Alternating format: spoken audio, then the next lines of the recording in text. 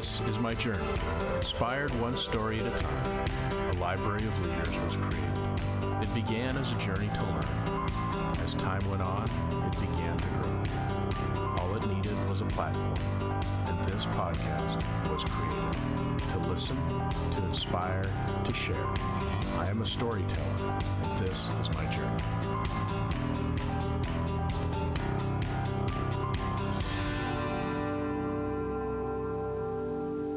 Welcome to another episode of Profiles in Leadership. I'm your host, Steve Anderson, and today our guest is Paul Epstein, who is a former high-level executive for multiple NFL and NBA teams, and a two-time best-selling author of The Power of Playing Offense and Better Decisions Faster. In 2002, he was named one of Success Magazine's top thought leaders that get results, alongside names like Tony Robbins, Brené Brown, Gary Vaynerchuk, and Mel Robbins. His work has been featured on ESPN, NBC, Fox Business, and USA Today. Today, Paul is on a mission to help individuals and organizations make better decisions faster. As the leading speaker on conferences and decision-making, he brings an always-on offense mindset to a world that's increasingly playing defense. In his message and game-changing perspectives on stage that made Paul an award-winning keynote speaker, with his impact continuing offstage, providing leadership development and culture transformation programs for companies and teams that include Amazon, Disney, Johnson & Johnson, the LA Lakers, and the Dallas Cowboys. Beyond work, Paul cherishes time with his family, a tribe of four, and has a slight obsession with bacon. Just don't make it too crispy. So, Paul, welcome to the program, and I would agree nothing's worse than biting into a piece of bacon and having it crumble, right? No doubt. Yeah, if you're throwing that thing in the mic for 5 or more minutes, like that's a you problem. Yeah, that is for sure. That is for sure. Okay, well, welcome to the program today, and I'm looking really forward to talking with you. So why don't you just give us a little background to begin with, kind of where you grew up and how did you land these impressive positions with NFL and NBA teams? Yeah, so I'm a born and raised Angelino, which there's not a lot of us, right? I live in the world of transplants out here. but it was a really convenient place to live, especially growing up, because while you can't tell by a last name like Epstein, my mom is of proud Mexican descent. We had a lot of family in Mexico, so every other weekend down in Ensenada, an hour below the border, all the holidays, and so this drive down and up and down and up. And I know you mentioned my family background as far as tribe of four, so now 2 young baby boys, 3 and 0 years old, but I was an only child. So that meant a lot of quality time with my folks. And I'm sure this will organically come up in our conversation, but my dad being my hero, and I lost my hero at 19 years old. And a lot of the mission and the purpose and the impact and the legacy that I'm after now is to make him proud. So I am very much focused on external dedication and a lot of those early family values, character values that really resonated. And from my mom, I don't know if it's the proud Mexican spirit, but it between the work ethic, between the hustle, between the authenticity, the value and love of family, and just being exposed to very humble beginnings.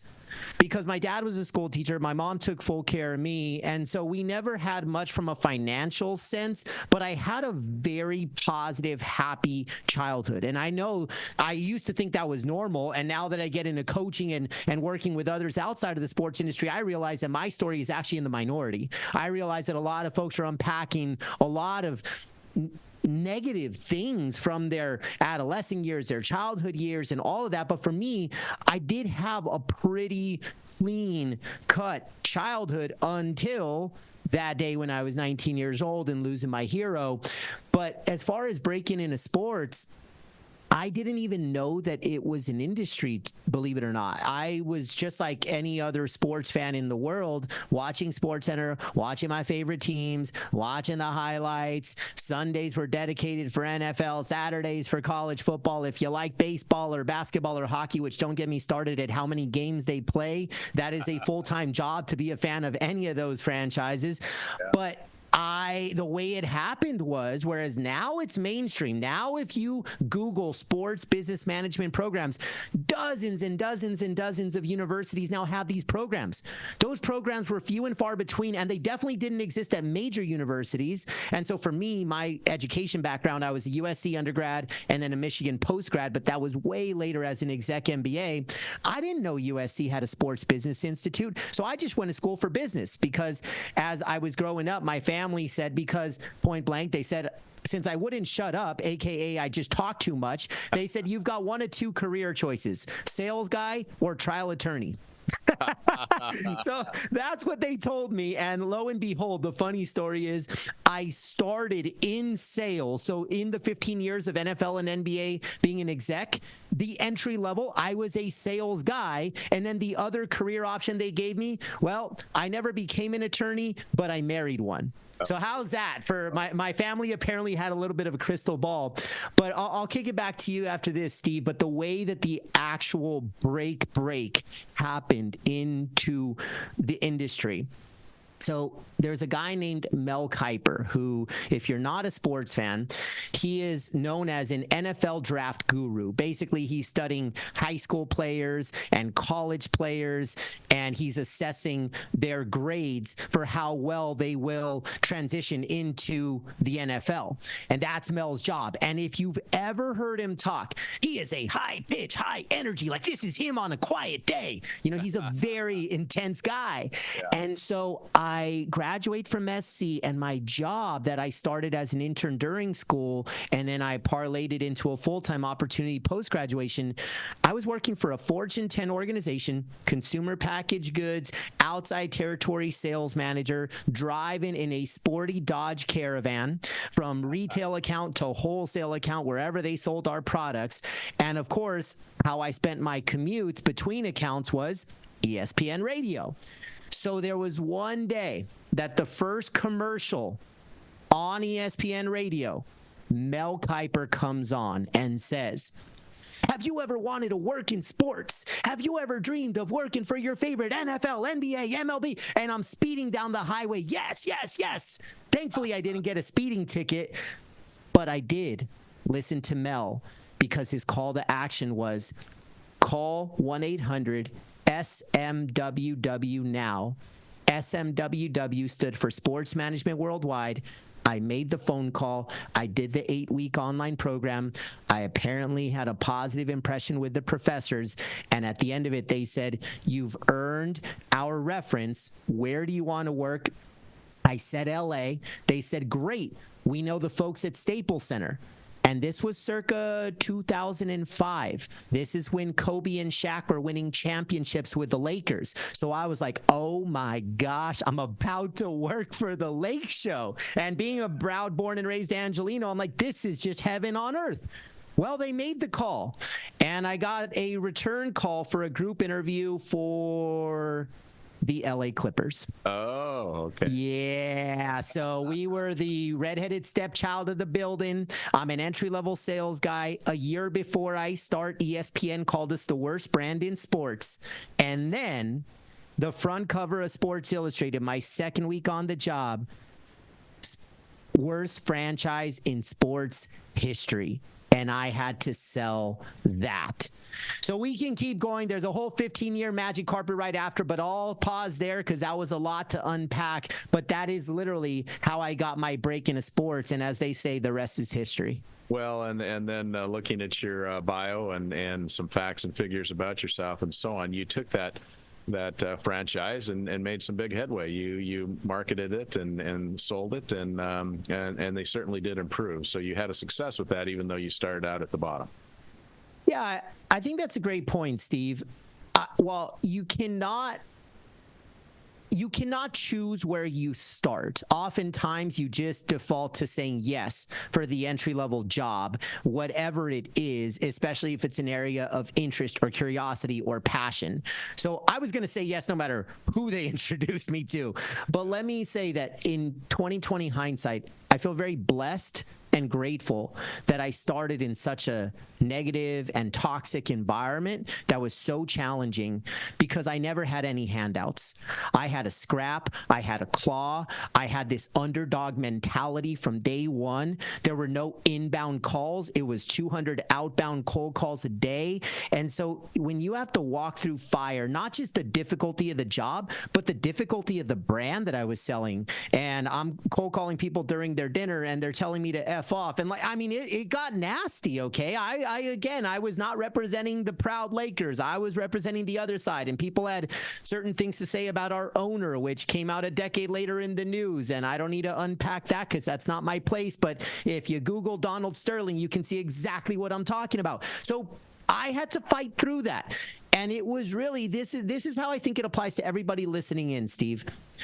When I talk about offense and defense, if you strike out the word defense, replace it with adversity, hurdles, setbacks, obstacles, challenges. Defense are all the things that get in between us and winning, us and performing, us and producing, us and showing up at our best. That's a defensive environment. It could be a bad economy. It could be a pandemic. It could be a toxic culture, bad boss. Any of those can be a form of micro or macro defense. And in my case, the defense was a horrible franchise on the court. It's almost impossible to only win 17 out of 82 games, but the Clippers figured it out. The Clippers figured it out. And so for me, what I thought about, because I was the only person when I started in a group of 12 and I was the only person to make it to the third month on the job, people ask, well, what was the difference? Was it your gifts or your talents or your skills, your abilities? And it was none of those things. It was that I convinced myself that the losses are not my fault, but the way I show up the next day is my responsibility. Yeah. The losses were never my fault, but they became my responsibility. So if you're listening to this, adversity and change and uncertainty and disruption, none of that is your fault. But it is your responsibility on how you respond, how you react, your mood, your energy, your attitude, your effort following that.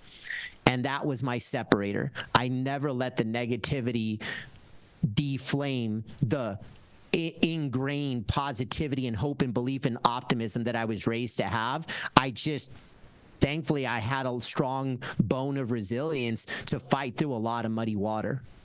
The level of rejection and frustration, it just must have been unbelievable. But yeah, it sounds to me like you had a lot of tenacity.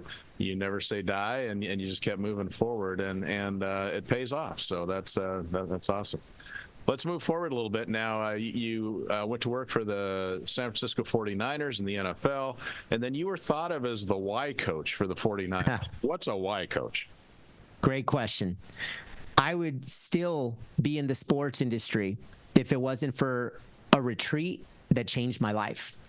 So circa 2016, it was about the middle point of my handful of years at the Niners. So by backstory, I was 3 NBA teams. It was LA, New Orleans, Sacramento. Then I go to New York to go work for the NFL league office. It was an agency owned by the Yankees and Cowboys. I got a big Super Bowl project. We broke some all-time revenue records. That turned some heads in football, which I had never worked in until that point. And then the Niners came calling and they said, we're opening up Levi Stadium and it's going to be the crown jewel of Silicon Valley, most progressive, most tech forward, most innovative. We're going to create an executive role for you. Are you interested? My answer was hell yes. And so that's how I landed the Niners. And by far, best place I ever worked, best team I ever worked for, best culture, best leadership. So I totally can unpack that.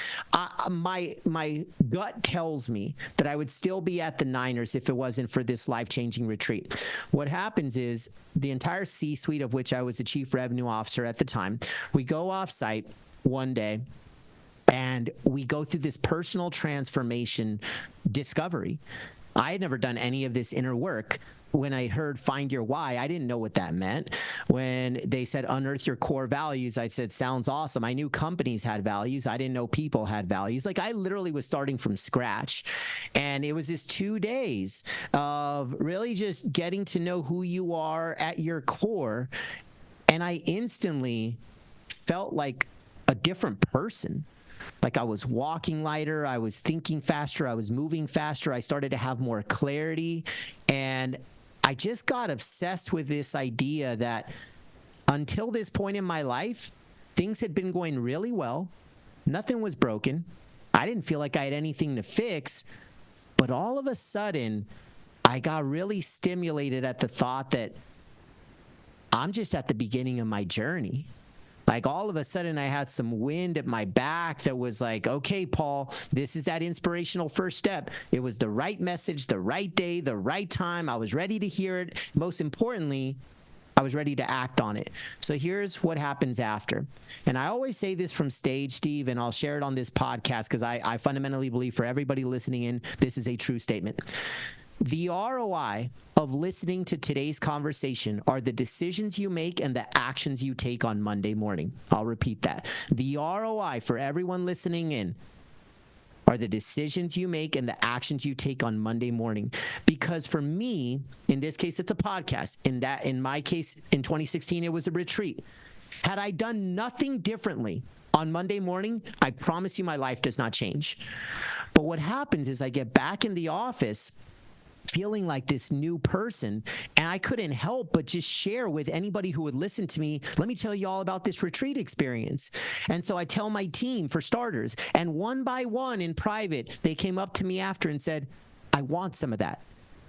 And then the water cooler buzz started that I was helping them on nights and weekends and early mornings, helping them find their why, helping them understand their core values. So now the water cooler buzz starts. Some of the football coaches approach me. Then some of the players approach me. Then HR approaches me and says, what do you think of coaching the why to our onboarding employees?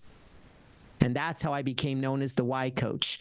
Greatest graduation of my life, from career to calling. I felt called to pay this gift of purpose forward, and I've been on this mission of purpose ever since. Yeah, and we're going to get into that more going forward here in a minute, but I want to stick with the 49ers while we're here. So you're in charge of marketing a brand and promoting the team. And things are looking good. The team's great. They're on a winning streak. Looked like they got a shot at the Super Bowl. And or maybe it was the next year that this happened. Kaepernick takes a knee. Yeah. And so you show up Monday morning for that week. And what's that week look like? Great question. It was a day that none of us were prepared for. Often the way that the sports industry works is after you've been in it and you're that grizzled vet, and if it's not you, then whoever's above you in an org chart has been, they could say, been there, seen that, been there, heard that, been there, done that. So you always have a playbook to study something that's happened in the past and say, how do we do it? A player does something wacky and you say, what's the last time that a player did something similarly wacky? And you study, okay, did they get suspended? What did we do on the sales front, the marketing front? What did our PR team do? Our communications team do?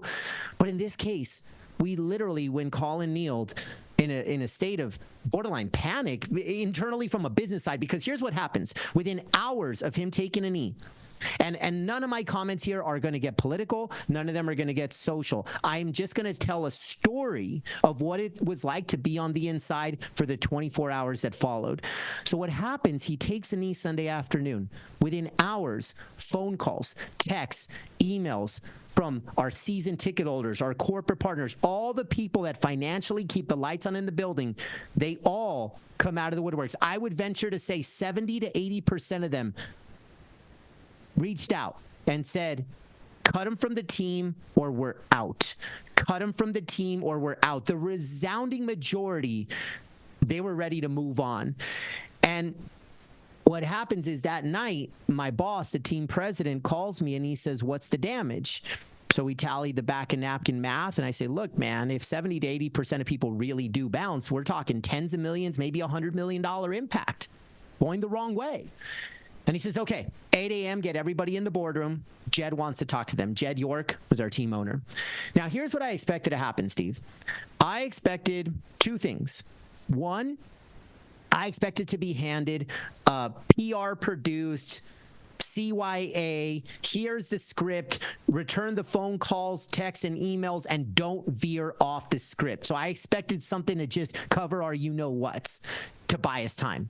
The second thing I expected was a business decision. And here's what I mean by that. The sports industry, unlike any other industry, operates on a very short game mindset. In business, there's no doubt. Play the long game. Play the long game with people, with culture, with leaders. Like, just if you want to win in business, look over the horizon, because short-term decisions, and if that's all you do, it's going to kill you. But in sports, I'm not even worried about winning the next game. We just got to win today. So you're wired to think very hunt mentality today, not what am I going to eat tomorrow. And the way that that relates to this is when somebody does something controversial, in this case, taking a knee during a national anthem, you ask yourself, what did they do? And then, more importantly, who did it? And the who did it is often more important. So I'll just put this out there. I know he recently retired at the time we're recording this. If Tom Brady does something similar, he'll be fine. They would probably tell him to sit out a game or two, slap him on the wrist. He'd be safe. But in Colin's case, his performance on the field was declining. He was a fringe starter at the time. I believe that season we finished 500. We won as many games as we lost. So he is no longer performing at an elite level even before he took that knee. So if a borderline starter that's declining on the field does something controversial and you own the team and it might cost you up to $100 million, what do you do?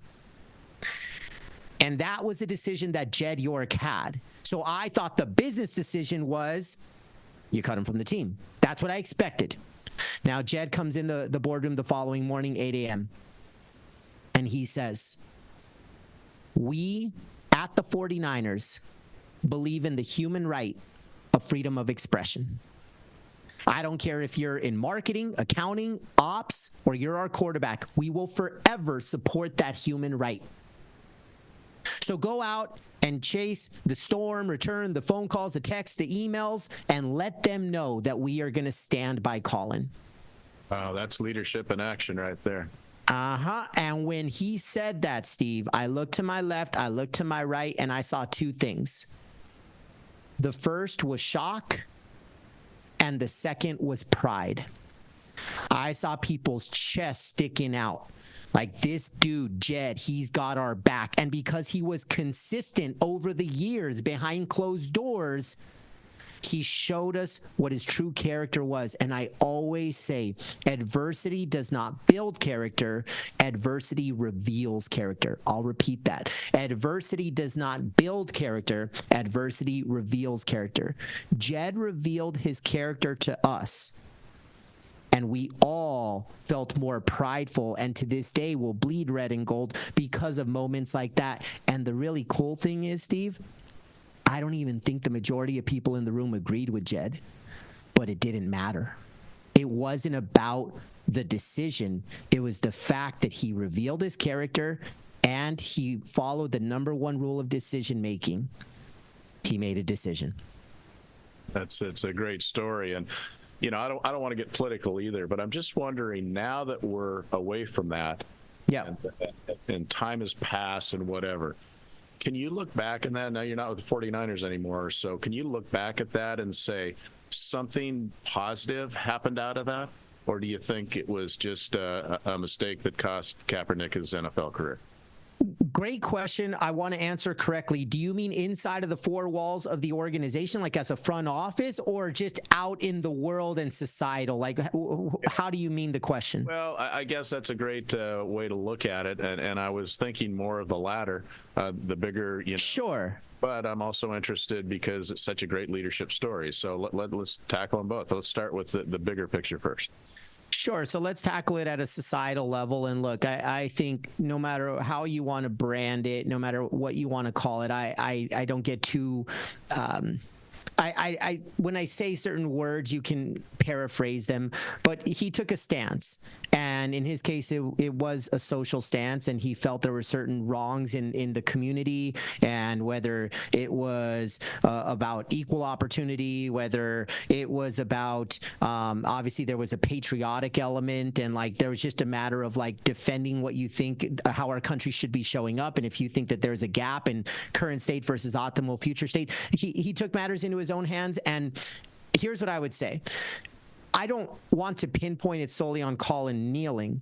I will say that if things are done in a thoughtful way, not in a radical way, not in a way that's going to hurt other people, but if something is done in a very thoughtful way, and if it can be communicated or expressed in a way where you can inspire change for decades or generations to come. I mean, you can go back to, let's just use some historical examples, and some of these I think have had really good endings, and then others, they're still TBD. So if I looked at both extremes, let's go back in history. You think of Martin Luther King Jr.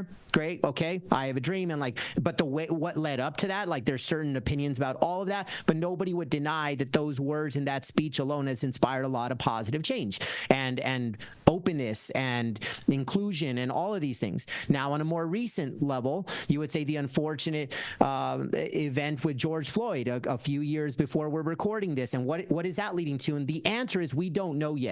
I think we've seen early signs, and you see progress. So I don't think that there's one data point. It's not one speech. It's not one kneel during an anthem. It's not one person losing their life. I think that there's just a continuum of things that happen in society. But for me, what matters the most is character and values. And I have always come from the mindset that we can agree to disagree as long as we respect each other's opinions. I don't get in the right versus wrong game. And here's my reason for that, Steve. I do what I do. Part of my mission, part of my purpose is I'm a unifier. And I think there's far too many things in this world that are intentionally created to divide us. And I don't stand for either side. I don't care left. I don't care right. I think both have an agenda. And when you always say the other side is wrong, I think that's wrong. Versus for me, it's like, I don't need to agree with a policy. I don't need to agree with who you vote for.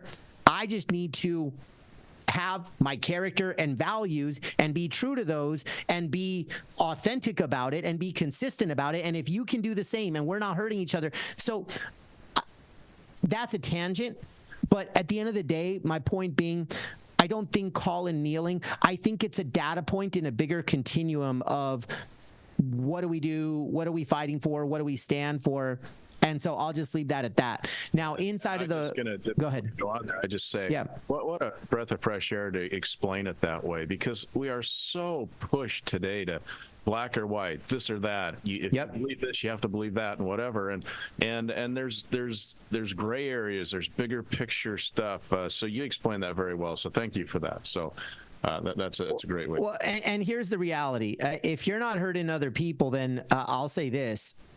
Most of life is pretty damn gray. Yeah. You know, the way you just described it is kind of perfect. For me to say that I am right, you're wrong, and it just stop. I think anybody that, now again, if you're hurting other people, wrong, okay? There are certain things that it's like you pass the threshold. But if it's me expressing my opinion, and if I feel A and you feel B and I say I'm right, you're wrong, that's so close-minded. That is so close-minded. And so I just think we need to be in a more evolution-oriented mindset. Part of my success journey has been this ability to just have empathy and understand people and see them for who they are. And Steve, the way you started this interview is a big part of that. I think my exposure to a different country from my first memories in life and being in environments where I saw people smile without having many material things. And we went through just certain experiences that don't exist every day here in the US or in LA. And so I just think that open-mindedness is you realize culturally there's a lot of different places in the world with a lot of different people, and I need to get out of my own box. So all that said, on the inside of the 49ers, here's what it did. And I kind of already alluded to it, but I'll drop the plane here. So Jed revealing his character was not just him. He inspired that in fellow leaders at the organization. So when I say the Niners were my favorite place to work, it's because of how consistent leaders were behind closed doors. Not in front of the podium, not at a microphone, not at a press conference. How they treated us 365 behind closed doors. And also me as a leader, I had to follow suit. I wanted to follow suit. So when I say there are people that bleed red and gold to this day, we've made 2 Super Bowls and sadly lost both ever since I left the Niners. But there's not a day in my life that I'm not going to be rooting for them because of how they treated me, because of how they treated my family, because of decisions like what Jed did, where I don't even care if I agreed with him. I just love the way that we treated people. And I think that that's the epitome of what leadership is. Absolutely. And thank you so much for sharing that inside story. I mean, I think that's very profound. I myself gave a speech on a national level. It was a What I Believe speech. And the title of the speech was I Believe in the Gray. And I gave 4 There you go. And one of the examples was Colin Kaepernick. So I do. Interesting. I do, understand that story. And I'm glad you had the inside scoop on it. And I also might add that, the 49ers, amazing organization, but it's a little hard because I'm a Seahawk fan, but it's okay.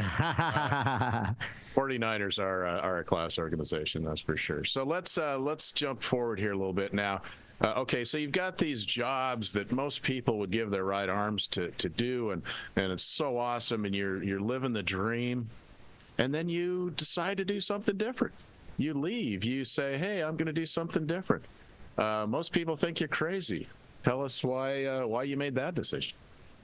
Absolutely. So I'll tell you the overarching reason, and then I'll tell you the weeds of what led up to the decision. Because if I'm listening to it, I want to know the big picture inspiration of why the Jerry Maguire leap, but also knowing that we're talking to folks that might be considering their own changes in life, whether it means a professional change or a pivot or whatever it is. So I do want to walk through the mechanics of how I made the decision as well. Here's ultimately why I made it. I mentioned earlier that I lost my hero, my dad, at 19 years old. So by trade, he was a continuation school teacher, which if you're not familiar with a continuation school and you're listening in, it's a kid's last chance. They've been kicked out of traditional school time and time again. They landed a continuation, and if they don't make it there, the next stop are the streets. So the hope and prayer is that they don't end up a statistic on the streets. That's continuation. And my dad, after teaching in traditional school for decades, chose to teach at continuation because he felt he could have, a greater impact there. Impact was his value. It's how he made a difference. When I learned that, because at 19 I was not mature enough or wise enough to really absorb the impact that he made when he was alive, it was years after he passes. I'm walking down the street in the same neighborhood as where he once taught, and a couple of his former students that recognized me came up to me, and one said that my dad was the first person that ever believed in them. And then the other one said, your dad gave me a reason to think that tomorrow is worth it. Steve, I didn't know. I didn't know that there's people around us every day that don't feel that tomorrow's worth it. So in this moment, hearing those words, I started to really understand not just what my dad did, who he was, and why he did it. He was a man of impact. He wanted to leave people in places better than he found them. And he did. And after I heard his 2 students talk to me and share those words, I made myself a promise to chase impact the rest of my life. And it's to make my hero proud. So that's the big picture inspiration. Now let me take everybody up to the point of when I pulled the trigger to take that Jerry Maguire leap, and I did it for impact. So I'm still in sports. And this is post-retreat. I'm starting to connect my core values to my daily decisions and actions. My value of growth leads me to open my mind and pursue an MBA, something I said I would never do, but a fixed mindset says, what's the point? A growth mindset says, what if? So I started to focus on possibility and opportunity. So I pull the trigger, I get back into school. Great. I'm at University of Michigan, executive MBA. 1 month into the program, I'm still in sports at the time. I have a sit down with my executive coach. And she says, Paul, I know what you do. You head up sales for a football team. What do you love about it? What do you hate about it? And what do you tolerate? Great questions for all of us to ask about anything. Love, hate, tolerate. So I answer all 3. And she says, go deeper on the love bucket. I said, all right, Sue Ann. Well, I love being a leader. I love the people side. I love the culture side. I love being a coach, just like you. And she said, awesome. On a good day, what percentage of your time do you do that? So I'm slouching down in my chair, knowing that I'm going to hate the answer. My ego puffed it up to 20%. The truth is probably 10. So I said, Sue-Ann, 20%. She goes, okay. If I wave a wand and you became your boss tomorrow, does that 20% go up, down, or sideways? And I thought about it. My boss is almost all strategy, no people. So, Sue-Ann, I think it'd go down. And this was the question, Steve, that changed everything for me. This was it. She asked, so what are you after? Such a simple question that can have such profound meaning, especially if we haven't asked ourselves that in a very long time. And that question of, why am I climbing this ladder? Is it still my ladder? Is it leaning against the right wall? Because why change? Why disrupt? I'm succeeding. I'm winning. I'm learning. I'm growing. I'm all of that. The industry is sexy, and my LinkedIn profile looks amazing, and nothing is wrong. But now that she got me thinking about that growth, so now my value of impact. After this conversation with Sue-Ann, after I processed and dialed back into my day-to-day, I took my own mini retreat, silence to myself, out in the woods, and I kind of just sat and thought to my values. And when I looked at impact and I thought of my dad, I asked myself a very simple question. Can I create more impact inside of the sports industry's walls or beyond? I made it very binary. And I knew that me staying in sports, I would be leaving impact on the table. So mentally, that day, I made the decision to take the Jerry Maguire leap. I will share a very important caveat. It took 9 months for me to physically figure out the what and the where and the how, but now I knew why. I knew why I was going to take the leap, and now I just needed to figure out where can I maximize my impact, and that's what leads me to the current space I'm in of writing books and blazing the keynote trail on stages all over the world, and like just preaching the same messages that I learned not only from my family, but from my business career in sports to that point. But that is what did it. That is exactly what did it. I did it for my hero, and I did it because I refused to leave impact on the table. And did your colleagues that you were working with at the time look at you like, you are crazy? What? Absolutely. Yeah. Absolutely. Yeah. 1% of executive leaders leave sports on their own terms. So I'm in the 1% club. Anybody that says they left on their terms, they're lying to you. They're lying. You don't leave sports. I was the crazy guy. I was the guy that was like, okay, dude, good luck. Like, raise a glass. And behind my back, I'm sure they said things like, sucker, like, just like, oh, he'll be back in 6 months. I swear to you, Steve, for like 2-3 years, maybe more. It's been so long, it feels like in my mind, but for years, for sure, I had to answer the same freaking question almost daily. So what really happened? What really? They thought I did something scandalous behind closed doors, because nobody leaves sports. So I had to answer that question for a really long time. And then I think it was eventually people seeing like, oh my gosh, this guy really loves what he's doing. Oh, he seems genuinely happy. He seems really fulfilled. Who's this new Paul? He actually seems like a better version than the sports guy. And so I think it was me proving first to myself, but also to others, like, no, dude, I'm good. I'm good. And here's a simple analogy, and then I'll kick it back to you. People were asking me questions like I was running away from something, and that's wrong. I found something that I was inspired to run toward. So if you're listening into this and you're exploring a potentially mid to large size change in your life, whether a job or a relationship or whatever, I would urge you to not focus on running away from something. Find something or someone that you want to run toward. That's the healthier mindset. Yeah, that's great advice. Now, you mentioned that you're an author of 2 books so far. The most recent one is the Power of Playing Offense.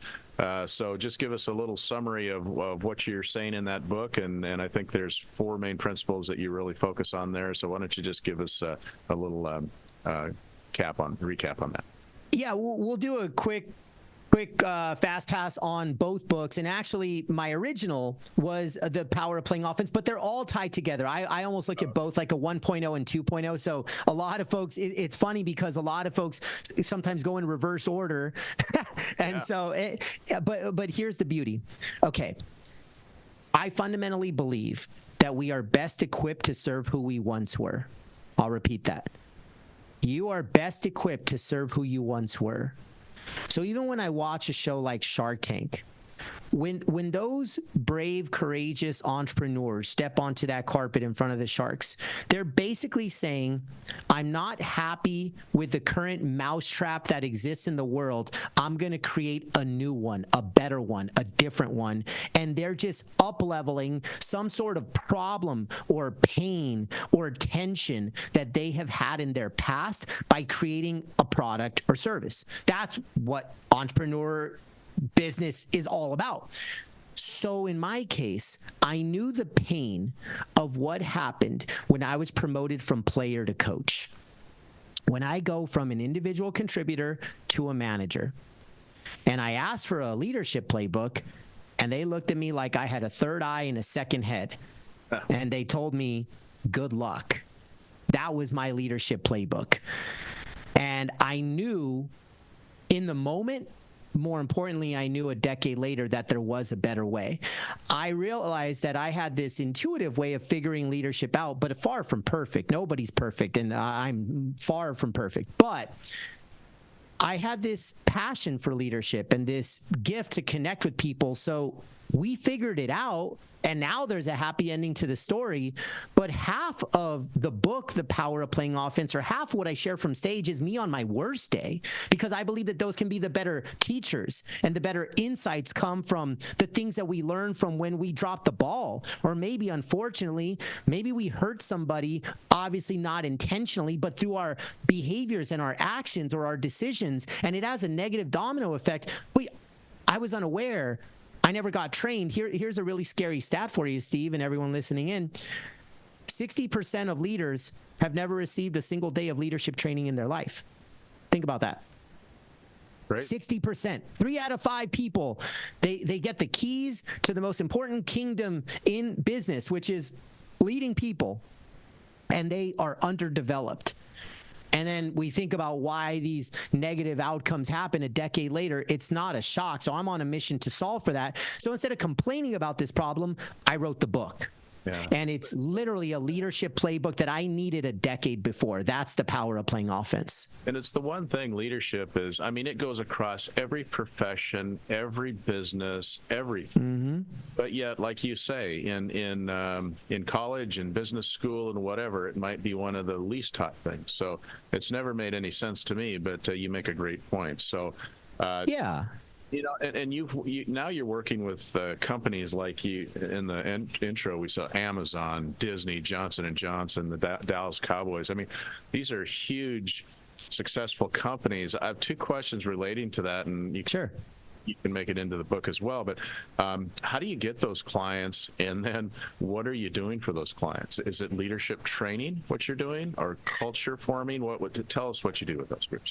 It's a yes and. Yeah, leadership development and culture transformation are the 2 spaces that I play in. So when I took the leap from sports, I went from the sports industry to the people industry, and I consider the people industry leadership development and culture transformation if we're talking about the workplace. So the way I get those clients, what's really funny, Steve, is both sides of the coin are curious about the other, and they bring me in because of what I know about the other. Here's what I mean by that. I remember specifically in a 30-day window last year, I did a few engagements, both in Dallas, ironically. One was for the Cowboys, one was for Pepsi. The Cowboys wanted to know what happened at Pepsi. Pepsi wants to know everything about the Cowboys. So it was really interesting how that non-sports to sports kind of, because in sports you get so insulated that even though it's very sexy on the inside, I think that. And so you just kind of rinse, repeat, and recycle a lot of the best practices that are already working. The only way to grow and evolve in sports is to get outside of the industry. You have to study others, best in class. And then on the flip side, I think the cool thing about sports is, to a company like Pepsi or whomever, the team principles. Like, you don't need to convince anybody that sports have figured out a way to make a locker room on its best day at the best franchises. The locker room is where the magic happens. So, Steve, I'll talk to you because you're a Seahawks guy, and I know that he recently retired, but being a USC guy, you know where I'm going with this. I think Pete Carroll had an amazing gift, and USC hasn't been the same since. And Seattle, obviously, to the Super Bowl and all the success. More important than a Super Bowl, he made them a really, really, really good team forever, which is harder than just one great season and winning a big game at the end. Like, they were consistently up there competing. And so I think sports teaches us a lot about the best qualities of people, the best qualities of performance, the best qualities of culture.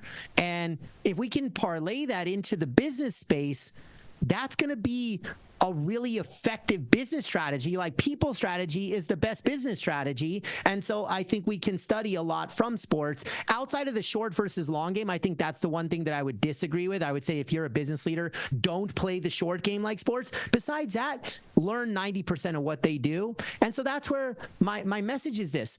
I always use sports as a backdrop, but I use 100% universally relevant and applicable applications. So what I mean by that is, as a keynote speaker, every good speaker, great speaker, tells stories versus just pushes data, pushes facts, pushes information. People will forget all that other stuff by the time you're off the stage. But if you tell stories, because they're more emotional, more feeling-based, it sticks. They're more memorable. So every speaker tells the story. But I think the gap in what I do, if I was to speak to other speakers to say, this is how we need to up-level our game as an industry of speakers. If your story is that you climb Mount Everest, which is super inspiring, and people don't know what to do on Monday morning, then you missed the mark. Because they're just going to go back to their old lives in their old ways, and they are no different. All they did was hear a great speech, and shame on us. So what I would love to do is inspire speakers to say, okay, here's my story. In my case, it's the sports industry. In your case, it's climbing Everest or being one of the top doctors in the world. Whatever it is, all good. The mission work you're doing in a third world country, amazing. Now, the second step is, and here's how it applies to you. We have to bring the insights back to say, here's the insight, and here's how it applies to you. And then where I land the plane is, and here's one thing you can do on Monday morning. So I go story, application Monday, story, application Monday, and I just repeat that cycle. And steps 2 and 3, I say, whether it's as a keynote speaker from stage or inside of a working environment, if you're leading a team, if you want to connect with somebody, emotions and feelings will stick, and stories are a great way to communicate that. Then B, you have to apply it in the other person's world. Otherwise, you're just pushing information. And then C, give them something bite-sized and tactical that they can do to be better or different. In my case, that's the Win Monday spirit, and that's why I started Win Monday as a community. It was my commitment that I say no sugar highs allowed. You are not allowed to go, this speech will never become a sugar high. This podcast cannot be a sugar high. I have to give you tactical things that you can apply on Monday morning. So you develop leadership programs. I do that as well in my work, and it's kind of a buzzword now. I think a lot of companies kind of get that they need to have something. Do you think we're doing a good job, generally speaking? Are we creating better leaders, or is it more fluff and just looks good and maybe it doesn't have the impact we wish it would? It's a great question, and I have many answers, so I'm just going to speak from my heart and riff on this one. I think that on our best day as a workforce, as a leadership, industry, and I mean people in the trenches. I'm not talking about the external consultants or trainers or coaches or speakers, the practitioners that are still operating day to day. On our best day, I think we have a lot to be proud of.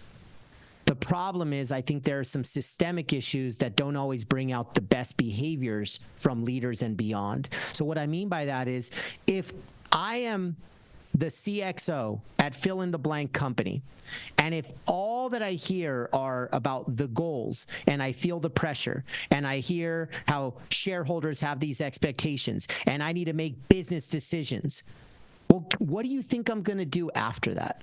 If I want to preserve myself and save my job, then I'm going to say, yes, ma'am, yes, sir, and I'm going to lead the business for those externally driven reasons, and it might not bring out the best version of Paul. I might be very short-sighted. I might be making impulsive decisions. I might over-index on what's the right financial call versus people call. I might do things that hurt our culture because my head might say keep them because of their performance and production, but my heart knows they're not a keeper, but I keep them because, and so I can keep going for hours on this topic, but let me just say, I think there's two faults. I think there is a systemic fault of the pressure and the way that we communicate for the leaders that are in practitioner roles. And then the other part is, I think there is an awareness gap. I think most leaders, if you talk to them and said, or actually let's talk to their team and said, who is she or he on their best day? Let's write out some examples of why you think so highly of them. All right, now confidentially, give me some of the bad. And if you show that transparent pros and cons to all leaders, they would say, I'm really the good one. I'm really the good one. I swear, I swear, I swear. But then the problem is, yeah, but you've done the bad. And by the way, Steve, I'm not any better. I had too many bad days, too many things I'm not proud of. And so I'm very vulnerable in admitting that. But I'm just saying, here's a very simple way to describe it. On my best day, people would follow me to the end of the earth and back. On my worst day, I wouldn't follow myself. And if you had made me aware of the negative repercussions of my bad behaviors, or if I had the self-awareness at those chapters of my career, I would have never done those bad things. I was just drifting by default. I was saying, yes, sir, yes, ma'am. I wanted to grow my career. I was playing a game, and sometimes that showed up with bad behaviors. And so I think that's the challenge. And you asked me, are leadership folks like us, Steve, doing a good job? I think we're doing what we can, but I think to use a sports metaphor, meet me at the 50. I can only do so much from a stage or as a consultant. I can only do so much. It takes somebody with an open heart and open mind, 365, to meet me at the 50 and say, yes, I will adopt this playbook. Yes, I will implement this playbook. And they need a system above them and around them that embraces that change, that people-forward strategy, that culture is their competitive advantage. And that's not a bumper sticker. It's a way of life. Those are the things that if we could solve for that, it's a very complicated matrix, and the bigger the organization, the harder it is to manage. The last thing I'll share about that is, here's a very inspiring way to think about culture going forward. And everybody, I don't care if you work in a 5-person organization or a 5,000-person organization or a 50,000-person organization, this applies. Don't think about culture as top-down, because then if you tell me you have a great C-suite, well, then we have a great culture. If you tell me you have a toxic C-suite, well, we have a toxic culture. And now you feel disempowered, like, oh, I can't do anything about the people above me. And like, it's just this very like passing the buck victim type mentality. I, on the ownership mentality side, say this. When I've consulted for some of these massive companies, some of them you mentioned, when I would visit them, HQ, Floor 5, they're high-fiving. Floor 6, watch out, boss is around the corner. Floor 5 and 6 weren't just the same company. They were the same department, but a drastically different weather system. Floor 5 was warm and green and cozy. Floor 6 was frigid and cold. Same department, different weather system, which proved to me that all culture is local. All culture is local, down to the floor of the building, down to the individual. So when you or I walk in a room or we hop on a Zoom meeting, we could either warm it up or we could cool it off. The question is, are we aware of our own temperature? Yeah. And when you are aware and you intentionally choose warmth, now you attract warmth, you invite warmth, you own the warmth, and that's how you scale what I call championship culture. It's people that intentionally choose warmth and they own their weather system, knowing that that's how they can take ownership of their life. So that's a great universally relevant insight that applies to everybody. A solopreneur, you're responsible for your weather system. CXO at a Fortune 500, you're responsible for your weather system. Entry-level accountant at a mid-sized company, you're responsible for your weather system. And that's how you own your local culture. It's creating a culture that leads from any level. So, someone way down the org chart still feels like they can lead in a way that affects other people. That's what you need. Yep. It's just leading from any level. Yeah. So well. Man, I just feel like so many things we could talk about. If people love what they're hearing, you also have a podcast called Win Monday Podcast, correct? Yes, and bigger than a podcast, it's an entire community called Win Monday. So here's a very cool website that nobody can forget. winmonday.win. winmonday.win. I made it as simple as possible. Yeah. But if you were to head over there, you can literally, just a free gift from my heart, you sign up, name and email for Monday Momentum. That's at winmonday.win. And that's really me dropping into your inbox with one new way that you can win Monday to create more momentum to win the week. And then we just do it all over again once a week, every Monday, with that winning spirit. So that winmonday.win is going to be the best place. And then obviously, if you're leading a team or you're bringing in speakers, anything relative to speaking and books and all that good stuff, paulepsteinspeaks.com. That's where we can continue the journey. Awesome. Well, Paul, in anticipation of our discussion today, is there anything that I haven't covered that you want to be sure and get in the program today? I want everybody to live a green light life. And here's what I mean by that. In my latest book, Better Decisions Faster, the way we make better decisions faster, I call it the head, heart, hands equation. Head is your mindset. Heart is your authenticity, and hands are action. The equation is head plus heart equals hands. In other words, when deciding whether to use your hands, whether to take action, 2 checkpoints, head and heart. Head, do I think it's a good idea? Heart, do I feel it's a good idea? And just like when you're driving a car, you pull up to an intersection, you know exactly what to do.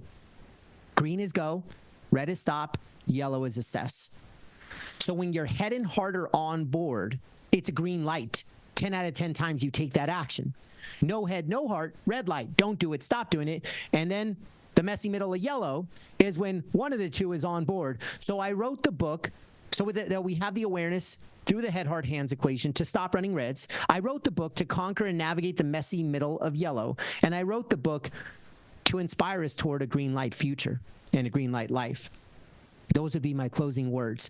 You want green light relationships, a green light health plan, a green light career. You want to be a green light parent, a green light brother, a green light sister. I could keep going. You want to live in a green light community. And it's all when our head and our heart have so much positive momentum that it inspires the right actions to be taken, because there's no friction when your head and your heart are on board. Your hands should follow. And that's how we make better decisions faster. Well, you may have just answered this, but I do ask a common question to every guest I have on this program. And that question is, in relation to leadership, what is a pearl of wisdom that you could leave us with today? Since I just talked about the head, heart, hands equation, lead from your heart, because it's become a forgotten art. You need to lead from your heart, because using my green, yellow, red framework, here's the beauty of leading from your heart. If your heart is in for this person or this relationship or this job or this industry or this thing, if your heart is in, there's only 2 possible outcomes. Your head is either going to be in as well or it's not. But you're not going to regret when your heart is in and you try to untangle that pollution that sometimes our mind can be a tricky beast. if your head never joins for the party, you won't regret hanging in there with your heart. And at some point, maybe you do make the logical head choice down the road, but you started from a place of determination and passion with your heart. It was your truth. It was your authenticity. And the best case scenario is when you lead from your heart and your heart is in, and then you can overcome that block in your head, that self-limiting belief, or you talk to a coach or a mentor, an advisor, or your spouse or whoever, and now your head joins for the party. Those yellows turned into greens change your life. They transform your life. And that would be my pearl of wisdom, is lead from your heart, because it's become a forgotten art. So leading from your heart is the competitive advantage. That's very well said. Well, Paul, this has been a real pleasure. Every once in a while I get a guest on here where, I wish I was Joe Rogan and could talk to you for 4 hours. But I got a lot of questions, a lot of things that keep popping up. So that means, there's more to be heard, but what you've said has been very impactful and very powerful. So I appreciate your time today. I thank you for all your wisdom. And, hopefully we can meet down the road somewhere and continue conversation. Absolutely. Would love to, Steve. Thank you so much for having me on. Okay. Take care, Paul. Have a good rest of your day. You too. Thank you for listening to another episode of Profiles in Leadership. To listen to all my interviews, subscribe to Profiles in Leadership with Steve Anderson on Apple Podcasts, iTunes, and many other popular podcast platforms. Some of these interviews are on video, and you can search YouTube for Profiles in Leadership with Steve Anderson. You can also access the entire library of interviews on my website, orange.coaching.com, and that is orangetheword.coaching.com, and go to the Media Center and click on Podcasts or Video Gallery. You can also enter the website from pilpodcast.com.